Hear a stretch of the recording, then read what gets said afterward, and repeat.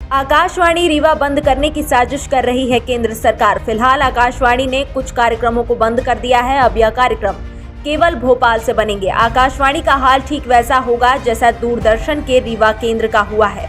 इस मामले में महिला कांग्रेस नेत्री कविता पांडे ने पत्रकार वार्ता करके सवाल उठाए। उनका कहना था, सभी राजनीतिक दल इस मसले पर साथ में आए और अपनी लोकल बोली बघेली को बचाएं। आइए आपको सुनाते हैं कविता पांडे ने क्या कुछ कहा। अपना पंचन का सबका राम राम। स्वागत है हमारे आज के पत्रकार वार्ता में। कुछ विशेष विषय पर चर्चा करे खातिर हम अपना पंचन का निवेदन करन और अपना पंचन के स्वागत वंदन और अभिनंदन है।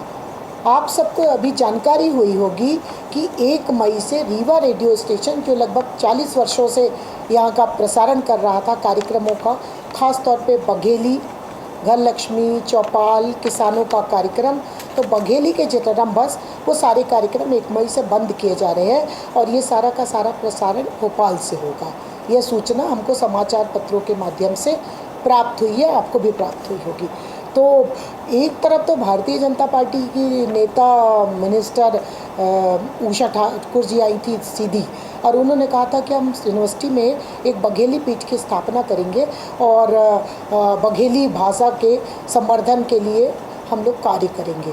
दूसरी तरफ इनका यह आचरण, हमारे रीवा के लोकप्रिय सांसद जनार्दन मिश्रा भी गाहे बगाहे बघेली के फेवर में बात करते हैं, और जब वो सांसद बने थे तो उन्होंने लोकसभा में अपनी शपथ बघेली भाषा में करने की कोशिश की थी, थोड़ा सा बोला भी था, लेकिन लोकसभा के जो सिस्टम रहा होगा उनको रोक दिया गया था। तो मैंने उनको देखा है, सांसद महोदय बघेली के उत्कर्ष, उत्थान और संवर्धन के लिए कार्य करते रहते हैं। मैं उनकी प्रशंसा करती हूँ और मैंने उनसे कहा, कल जब मुझे सूचना हुई तो मैंने उनसे कहा कि मुझे समय दीजिए मिलने का, ताकि अपन इस विषय पर चर्चा करें और हम सब मिलकर लड़ाई लड़ें कि रीवा रेडियो स्टेशन से जो प्रसारित होने वाला कार्यक्रम है उसको हम कैसे बचाएं। तो उन्होंने, सांसद महोदय ने कहा कि मैं दिल्ली प्रवास पे हूँ, 6 तारीख को आप आइए। तो हम 6 तारीख को आप सबके साथ जाएंगे और उनसे इस विषय पर चर्चा करेंगे। तो एक तरफ शिवराज सिंह जी आए थे यहाँ पर विंध्य महोत्सव में, आप सभी को याद होगा, उन्होंने कहा था कि हम बघेली के लिए काम करेंगे, लेकिन अब यहाँ पर इसको बंद करने के बाद बघेली हमारी भाषा है, बोली है, और जिस तरीके से भोजपुरी, जौनपुरी, राजस्थानी तमाम प्रकार के बोली भाखा खातिर भारत सरकार काम कर रही थी। हम भारत सरकार से अनुरोध करी थे भाई कि हमारे बघेली भाषा का वह स्थान दीन जाए जौन अन्य भाषा बोली का दीन जात है। विंध्य प्रदेश के जब मर्जर हो गया 1 नवंबर 1956, उसके बाद से हमारी बघेली भाषा के खिलाफ लगातार षड्यंत्र जारी है और यह पूरी तरह समाप्त करने की कोशिश है। मैं इसकी निंदा करती हूँ। मैं दूरदर्शन का उदाहरण यहाँ पर ज़रूर देना चाहूँगी कि लगभग 3 से 8 साल पहले यही कहा गया कि हम नया प्रयोग करेंगे और हम भोपाल से रिले करेंगे, और आज रीवा दूरदर्शन अंतिम सांसें ले रहा है और एक तरह से लगभग दफन सिस्टम हो चुका है। तो जो रीवा रेडियो स्टेशन को भी अतीत में दफन करने की कोशिशें की जा रही हैं। यह निंदनीय और शर्मनाक कृत्य है। मैं इसकी घोर निंदा करती हूँ और भारत सरकार से, केंद्र सरकार से, मोदी जी से, और रीवा में सांसद हैं जनार्दन मिश्रा जी, सीधी वाले अजय प्रताप सिंह जी, और मेरे भी 2 सांसद हैं जो राजमणि पटेल जी और विवेक तनखा साहब। ये लगभग विंध्य की माटी के सपूत हैं और मैंने इनसे सबसे अनुरोध किया है कि आप सब मिलकर इसकी लड़ाई लड़िए, ताकि हम सब लोग अपनी बोली को, भाषा को और ख़ास तौर पे रेडियो स्टेशन को बचा सकूं।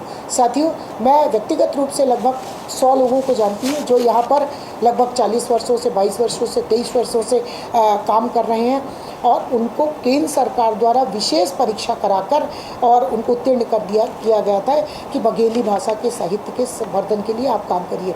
ऐसे लगभग 100 लोग हैं, उसमें 3-5 के कुछ कलाकार हैं, कुछ रीति सरगम पांडे, सिद्धार्थ श्रीवास्तव, साकेत, विनय भट्ट, मैं मतलब ऐसे सैकड़ों लोगों को जानती हूँ जो अनाउंसर, कंपेयर का काम करते हैं और वो अब बोली भाषा के लिए, हमारी भाषा के लिए, बघेली के लिए काम करते हैं। तो मैं उनकी रोजी रोटी पर भी संकट होगा, साथ ही हमारा रेडियो स्टेशन बंद हो जाएगा। मध्य प्रदेश में छतरपुर के भी जो रेडियो स्टेशन है उसके खिलाफ भी षड्यंत्र है, ताकि बुंदेली भाषा का जो काम होता था वो बंद हो जाए। निवाड़ी, मालवी और बघेली और बुंदेली, इन 4 भाषाओं पर भारी संकट है। ये हमारी लोक भाषा की हमारी भाषा है, जिसके माध्यम से मैं स्वयं अपने घर में बघेली में ही बात करती हूँ और काहे बगाहे आपने देखा होगा कि बहुत सारे भाषण में भी बघेली में ही देती हूँ, और आप सबसे भी जब मैं बात करती हूँ तो मैं बघेली में ही करती हूँ। तो आज अपनी भाषा को बचाने का एक समय है जिसमें हम सबको एक साथ मिलकर काम करना होगा। और मुझे ऐसा लगता है कि पुराने ज़माने के जो राजा होते थे वो भी अपनी बोली भाषा साहित्य के संवर्धन के लिए काम करते रहते थे। आपने बीरबल, तानसेन इनको देखा होगा कि इनको ले जाया गया ताकि हमारी भाषा साहित्य सांस्कृतिक के लिए काम हो।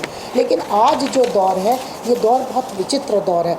मुझे हैरानी इस बात की हो रही है कि यदि रेडियो ही नहीं होगा तो मोदी जी मन की बात कहाँ से करेंगे।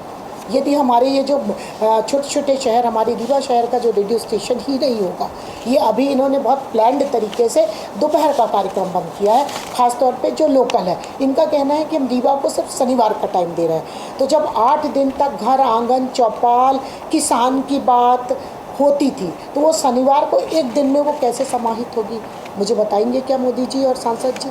और आखिर ऐसा क्या कारण आ गया भारत सरकार के ऊपर कि रीवा के रेडियो स्टेशन को बंद करने की आवश्यकता है, रीवा के दूरदर्शन को बंद करने की आवश्यकता है। जो सपूत होते हैं वो अपने पितरों की, जो पूर्वजों की जो संपदा होती है उसको आगे बढ़ाते, उसको घटाते नहीं, उसको बेचते नहीं हैं। तो मैं इस घटना की निंदा करती हूँ और आप सब साथियों से मेरा अनुरोध है कि आप सब भी इस लड़ाई में मेरे सहभागी बने। अब ये जो कार्यक्रम बंद होने जा रहे हैं हफ्ते भर, तो एक है उसमें घर आंगन, गृह लक्ष्मी, चौपाल, धरती के गीत, अपना चौका, उखान, रंभास को बंद करके हमारी लोक विरासत को ख़त्म करने की साजिश की जा रही है।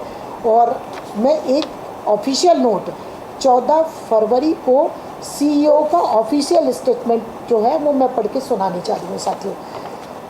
Prasar Bharati CEO Shashi Shekhar Vempathi said that no radio station of All India Radio Network is being shut down or downgraded at the country. ये CEO कहता है रेडियो का। He said efforts are being made to upgrade and modernize the services of All India Radio. He said focus has been laid on generating contact the local and regional language.